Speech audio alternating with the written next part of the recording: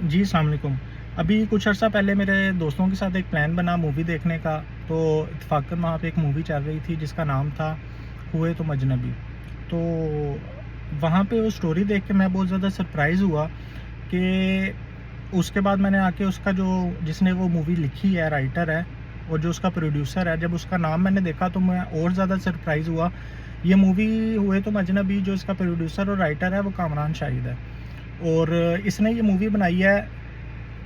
جس میں 1971 کی پارٹیشن دکھائی گئی ہے، اور اس پارٹیشن میں بھٹو کا نام نہیں آیا، اور صرف مجیب الرحمان کو دکھایا گیا ہے، اور یہ دکھایا گیا کہ وہ کتنا بڑا غدار تھا۔ اس کی انڈین آفیشلز کے ساتھ میٹنگ دکھائی گئی ہیں،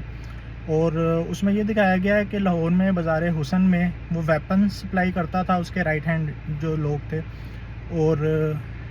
یہاں پہ یعنی کہ اس مووی میں مجیب الرحمان کو دہشت گرد دکھایا گیا ہے اور غدار دکھایا گیا ہے اپنے وطن کا۔ اب آپ مجھے یہ بتائیں، اور اس میں یہ جو بھٹو تھا، اس کا نام جب پارٹیشن پہ آپ مووی بنا رہے تھے تو آپ کو مجیب الرحمان غدار تھا، دہشت گرد تھا، ویپن سپلائی لاہور تک کر رہا تھا، وہ یہ آپ کو دکھانا یاد رہا، لیکن آپ نے بھٹو کا نام تک نہیں لیا، آپ نے ون سائیڈڈ سٹوری سنائی، ٹھیک ہے، اور جو ون سائیڈڈ بھی فیک سٹوری سنائی آپ نے، اس میں آپ نے یہ دکھانے کی کوشش کی کہ مجیب الرحمان ایک دہشت گرد اور غدار آدمی تھا۔ آپ کو شرم آنی چاہیے کہ بنگالیوں نے قائد اعظم کو ووٹ دے کر پاکستان کے ساتھ شمولیت اختیار کی انہوں نے، اور آپ نے ان کا جو سب سے بڑا لیڈر ہے بنگالیوں کا، اس کو آپ نے دہشت گرد اور غدار ڈکلیئر کر دیا۔ آپ نے اپنی مووی میں یہ کیوں نہیں بتایا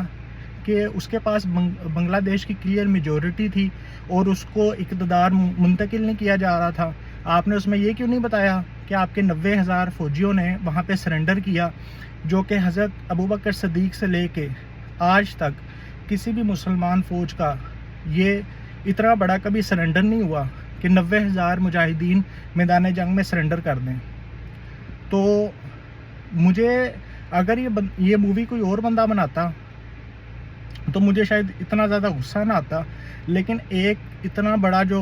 اینکر بنا ہوا ہے، جو شام کو حساب لے رہا ہوتا ہے پی ٹی آئی سے، نواز شریف سے، اور اس کو ہسٹری کا نہیں پتہ، اور اس نے دوغلی پالیسی اختیار کی، آپ عوام کے ذہنوں میں کیا یہ داخل کر رہے ہیں کہ مجیب الرحمان غدار تھا؟ ایک اسلامی ملک کے سب سے بڑے لیڈر کے خلاف آپ نے مووی بنا دی، اس میں آپ نے اس کو غدار اور دہشت گرد ڈکلیئر کر دیا۔ آپ کو شرم آنی چاہیے تھی یہ کام کرتے ہوئے۔ آپ کہتے ہیں کہ ریجن میں ہم لوگوں کو کوئی بھی ملک منہ نہیں لگاتا، آپ کی انہی حرکتوں کی وجہ سے منہ نہیں لگاتا۔ آپ اس میں بھٹو کا نام لیتے اور اس میں بتاتے کہ بھٹو الیکشن ہار چکا تھا، مجیب الرحمان کے مقابلے میں اس کی سیٹیں کم تھیں اور 90,000 فوجیوں نے سرنڈر کیا، آپ یہ اس مووی میں بتاتے، اس کے بعد میں دیکھتا کہ پیمرا یہ مووی آپ کی سینما میں چلنے کیسے دے سکتا ہے۔ تو مجھے بڑا افسوس ہوا کامران شاہد صاحب آپ کی یہ حرکت دیکھ کے۔ آپ کسی بھی اسلامی ملک کے لیڈر کو، آپ کو وہ پسند ہے یا نہیں پسند، آپ اس کو غدار اپنے ملک کے سینموں میں، موویز میں غدار اور دہشت گرد ڈکلیئر کر رہے ہیں، اور آپ ہسٹری بھی پوری نہیں بتا رہے، ون سائیڈڈ سٹوری بتا رہے ہیں جو آپ کے مطابق ٹھیک ہے۔ تو بڑا مجھے عجیب لگا اور غصہ آیا۔ تو میں یہ سمجھتا ہوں کہ یہ پاکستان اور بنگلہ دیش کے تعلقات خراب کرنے کے لیے یہ ایک سازش ہے۔ مجھے تو آپ کوئی غدار لگ رہے ہیں، مجھے تو یہ لگ رہا ہے کہ جیسے آپ ہمارے بنگلہ دیش کے ساتھ تعلقات خراب کرنا چاہتے ہیں۔ بنگلہ دیش کا وہ اتنا بڑا لیڈر تھا، آپ کو پسند ہو یا نہ پسند ہو، یا کم سے کم آپ دو سائیڈ کی سٹوری تو بتائیں۔ آپ نے پوری مووی میں بھٹو کا نام تک نہیں لیا پارٹیشن میں، اور اس کو غدار بھی ڈکلیئر کر دیا، اور لاہور میں ویپن سپلائی کرتے دکھایا گیا، اور اس کو دہشت گرد بھی بنا دیا۔ تو بڑا افسوس ہوا، تو میں نے سوچا کہ کم سے کم میں اپنا احتجاج اس مووی پہ ریکارڈ کراؤں۔ یہ جو سامنے جو لوگ بیٹھے ہیں، یہ کوئی دماغ سے پاگل نہیں ہوتے، یا کوئی جاہل لوگ آپ لوگوں کا شو نہیں دیکھتے۔ اب تو آپ لوگوں کا کوئی 9 بجے والا شو بھی نہیں دیکھتا، 10 بجے والا، جو 8 بجے والا جو آپ کرتے ہو کامران شاہد صاحب، جو آپ کی حرکتیں، یہ آپ کا انٹلیکچوئل لیول ہے۔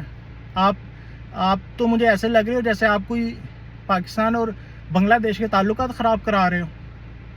قائد اعظم پہ کوئی غدار اور دہشت گرد کی اس طرح کی کوئی مووی بنائے، اور وہ بھی اسلامی ملک سے کوئی بنائے، تو ہم اس اسلامی ملک کے ساتھ ہمارے تعلقات ٹھیک رہیں گے؟ یا خراب ہو جائیں گے؟ آپ بتائیں. تو میں یہ کہنا چاہوں گا لاسٹ میں، لعنت ہے آپ کی سوچ پہ، آپ کی اس پروڈکٹ پہ، اور اس سے زیادہ تو میں کچھ نہیں کہہ سکتا.